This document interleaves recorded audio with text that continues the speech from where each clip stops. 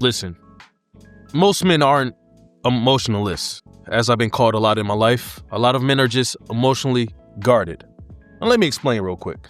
Your guy Sealz, the man that you know today, was not always this guy. I was not always open about expressing things and talking about points that I especially talk about on this channel. I was not with that. I was very private to myself because I was afraid of rejection. I was afraid of people making me mad. I was afraid of being disappointed. And a lot of people, that's what they do these days. They say things and it just disappoints you. But I was very sensitive to that, right? So I would, how do I say this? I was a professional shutdowner. Now, you know how your guy Sealz the man does. I create terms. You won't find these words in the dictionary. Let's move on. So being a professional shutdowner, what that means is I was easily influenced to shut down. When I realized you were dumb, when I realized you were acting stupid, when I realized you were lying to me, when I realized the conversation that we were having was going nowhere, anything in that realm, I would just shut down because I just felt like I had no time for this. Instead of using communication as a tool to create a solution or create some kind of understanding between us two, I would just shut down. But this sucks. This is unhealthy and it's terrible when it's with people that you love. But it's not just me. A lot of men shut down. They are professional shutdowns. You may call them emotionless, but most times that is not the case. There's a deep root to that. So today, in today's video, I'm going to give you 5 secret methods, maybe 6, I might throw in an extra one, that will unlock that man's mouth, per se, from what he can't say or feel like he can't say or what he's keeping in. And this goes for all men across the board. I'm talking about your significant other, your husband, your boyfriend, but also your son. So let's get straight into it. The first secret method that I'm going to give you, I'm telling you, I'm putting you on to something with these, is what I call the shame breaker. With this method, you are speaking to his feelings behind his silence. So let me explain something else about men when it comes to men who don't express or communicate well. Many men don't lack emotion. In fact, a lot of men have a lot of emotion. It's the fact that many men fear shame. We hate feeling shame. And shame includes feeling weak or looked at as weak, wrong, incorrect, or needy even, thirsty. That is all shame. And if he feels that shame is present, then his words will not be. So with this method, the shame breaker, you want to break that shame. You want to establish a foundation of no shame. You want to make that a headliner before any conversation is made as to why he has silence. You want to disarm any possibility or thought of shame. All right. One phrase that you can say with this method is like, yo, listen, I'm not here to judge you. I'm not here to fix you. I just want to understand. That's the premise of this conversation. Nothing else. With a phrase like that, you are disarming any possibility of shame coming from you, because a lot of men automatically think that you're going to judge them or try to fix them, as I just said, or create some kind of environment for shame. So you want to disarm that, get rid of that, get that out the window. We are here to understand each other. And that is what I'm talking to you for. I'm trying to understand why you're silent. I want to understand you better. Boom, no shame. And in fostering this environment of no shame, these are some questions that you can ask, right? You can ask questions like, when you go quiet, what feelings are you protecting or hiding or concealing? Another question that can be tailored with this method is saying something like, what will make this conversation feel safe for you right now? You want to further secure the feeling of no shame. And with these questions, that helps. Feel me? So let's go to the next secret method that can make him finally open his mouth and communicate verbally and freely with you. And I will call this method the pondering.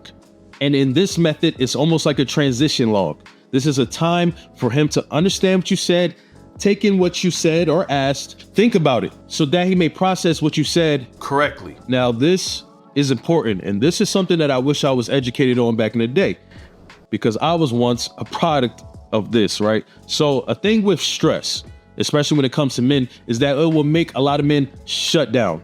I was that guy. And under stress, a lot of men experience this term called alexithymia, and it's basically a deficiency in understanding emotion. And with this, it's hard to label feelings, basically. A lot of men suffer from alexithymia, right? And during this stress, it's hard for a lot of these type of men to process the words because of the stress.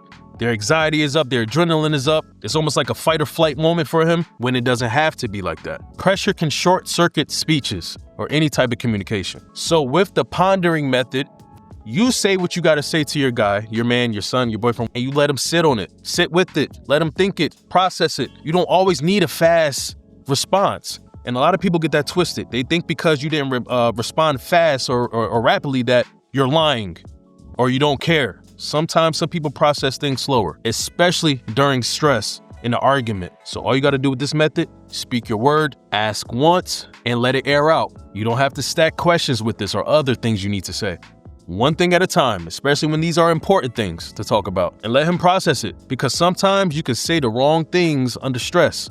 As we all know, I'm sure we all made that mistake in saying something that we didn't really mean because we were mad or angry. And you can say something like, take your time, I'll wait. And don't say it in a petty way, but in a mature way, an understanding way.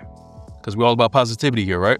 Correct. When you give that man in your life a chance to think, that may increase his respect for you and his expectations of communication with you. Because now he's thinking like, she lets me think on things. She doesn't force me to answer things quickly and say the wrong thing. Communication with her is healthy because she's actually coming to me with an understanding tone. She lets me think. That will help open a man up to you even more. So let's go to the next secret method that you can use to open up your dude's verbal chakras. This method is what I call the expert zone. And in this expert zone, you more so speak towards the experience and not the actual man. So let me elaborate on that. You want to move him from defense to an observer. And this involves third person type of talking. Most times, third person framing lowers the threat. So that will lower his defense and make him feel more safe talking to you, because fiery arguments do nothing but increase, spike, elevate everything, especially the negative parts. So we want to decrease that defense that he may be feeling. So in the expert zone method, you want to treat him as the expert and explaining a system that he knows well. The reason why this works, especially with men, is because men love being able to be smart. They love being able to be right. They love being able to boast their expertise in things because it's impressive. And if they are trying to impress you, this is a cheat code for him to want to express more with you. So an example of questions like this to treat him like an expert, to make him explain something that he's aware of or an expert in, is something like, if a man like you shuts down, what's usually happening under that hood? You see what that question does? It puts him in the driver's seat. It's not necessarily distracting him from the reason why he's being silent in the moment, but it's giving him a position of power.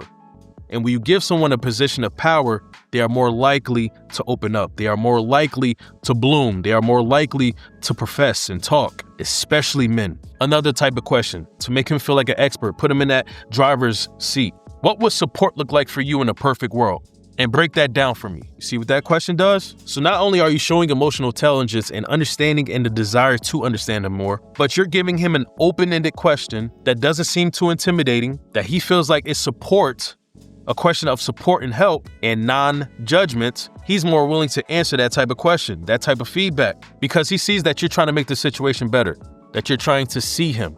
And that is what you want. A man is not going to want to talk. He's going to shut down.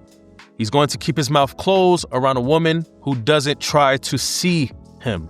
But with this method, the expert zone, you are giving him the power to express himself. But in giving him the power doesn't make you any less, because behind the scenes, you're actually helping yourself. This is a win-win situation. The next secret method that will help that man open his mouth and his communication to you is what I call the vulnerability contract. And what this basically is that you're agreeing on things before the conversation. You're agreeing on things before going deep. And this sets the foundation for him to feel safe and securing you to be vulnerable. The thing with men is that we will open up when we feel like our information, the things that we tell you, won't be weaponized at a later date. Because if we feel like we can't trust you, that you're going to take what we say and tell you and tell everybody in the neighborhood, then we are more likely to not say anything to you.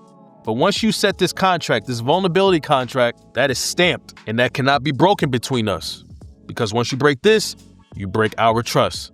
Feel me? So this is not an actual contract like document on a paper, unless you want to. But this is more of an understanding between the two, a promise with each other. So a verbal agreement between us, right? Say, for instance, it's me and you. A verbal agreement, a vulnerability contract between us can say something like, I won't interrupt you when you're talking. I will listen to you with no judgment. I want you to be 100% honest with me, and I will do the same to you. I won't hold anything back, and I don't want you to hold anything back. What we talk about today will not be talked outside these walls. Once you set a micro agreement like that, you are setting the foundation for him to be vulnerable. Now let's go on to the next secret method that I want to bring to you when it comes to helping a man open up more to you. This one involves a little creativity, and I call this one creating a scene like in a movie. Now, this one involves the senses. I'm talking about the sight, vision, touch, feelings, smell, taste, all that. So why would you want to create a scene in order to help a man open up to you? This is why certain stories unlock communication faster and more profoundly than the basic questions like, how do you feel? Or why are you mad? Sometimes when you bring up a story, you have a sensory overload. Sometimes when you bring up a story, you smell certain things, you remember certain things, you remember how you felt in that moment. Sometimes when you bring up a story, you feel it deeper than any question you can ask, any basic question you can ask can do. So this is why you want to create a scene. You want him to step back into that moment. And when you help him get back into this moment, you want to dive into the time, the place, and the sensations that were felt in that moment. Basically, you want to get to the details because every great solution is based on detail. All right. So the questions that you should ask in this type of method, this create the scene method, is asking a question like, walk me through the last time you wanted to say something to me and didn't, or decided not to. Where were you? How was you feeling? What changed your mind? You see, when you help place him in that moment, when you help place him and create that scene, not only is he going to try to remember those details, but putting himself back in that memory is going to make him invested in that memory. And when you are invested in something, you are deep in that thing, which makes him more likely to talk about that thing. You are not going to get the same effect with basic questions like, how do you feel? Why are you mad? Why are you quiet? You're just not, because that is surface level question. That's surface level stuff. When you create a scene, now you're getting deep. Another question with this is like, you can ask something like, what did it feel like in your mind and in your body right before you decided to go quiet on me? You can't give no basic answer to that question because it's not a basic question. Now you're asking him to get deep with it. You're asking him to get introspective with it. You're asking him to get colorful with it. And when you make that man describe something and explain something in this way, you are opening up the communication canals because you place this man in a scene. You place him back in his memory. And once he starts to go back and think about how he felt, what he was thinking right before he went quiet, he gets invested, and now the details are starting to roll back in his mind, and now he's able to speak on those things. And once he starts to get to speaking on those things, it's almost like breaking a dam. And now he's talking, now he's flowing with it. And you're just sitting back and looking at this like, wow, look at this. Creating a scene and putting him back in that scene, how he felt before he went quiet, can help give him confidence and talk about his own experience, because your own experience is easy to talk about. I said I might give an extra strategy to help the man in your life open up more. And this is it. Reiterate and establish respect. For many men, respect precedes vulnerability. If he doesn't feel respected, he will hold on to his words. So you want to establish that respect, and not just establish it, you want to define it. Now you want to ask him, what does respect look like to you? When we are in conflict, when we are arguing, what does respect look like in those moments? When we have a disagreement, what makes you feel respected? What tone helps you talk more freely with me? You are making him feel respected by defining what respect is in his eyes. And understanding what respect looks like to him, he is seeing that you are trying to understand him better. And when he sees that, guess what that does? Helps him open up more to you. And to conclude this video, y'all know I like talking about solutions. One simple thing that you can do to further establish this new communication, this healthy communication, in order to help him communicate more, is to have timeouts. Timeouts of repair. When things are going awry, when things are going bad, when things are going chaotic, timeout, timeout. Let's talk about this. Before we get mad and start yelling at each other and getting all fiery, let's have a timeout and talk about the simple things and how we can solve this now and solve for future moments like this. What's one thing that I said that made you shut down? What's one signal or phrase that we can use to pause, breathe, take a moment, step back, and restart? What is something that you feel like you're capable of doing next time instead of shutting down on me? Timeouts are important because life is not perfect. Just like in sports, teams will call a timeout even if they are driving down the field and playing well. They will call a timeout if they see something different. They see something they don't like in that defense. It doesn't matter how good things are going. It doesn't matter how bad things are going. But before making that bad thing turn worse, it's okay to call a timeout and regroup. Once again, I want to reiterate that most men aren't emotionless. They are emotionally guarded. And I know this 1000% because I was once that guy. Speaking from personal experience. So thank you for being here with your guy, your internet brother, your internet friend, Sealz the Man. And I look forward to seeing you on my next video and understanding the mind of decent men. Peace and blessings. Goodbye.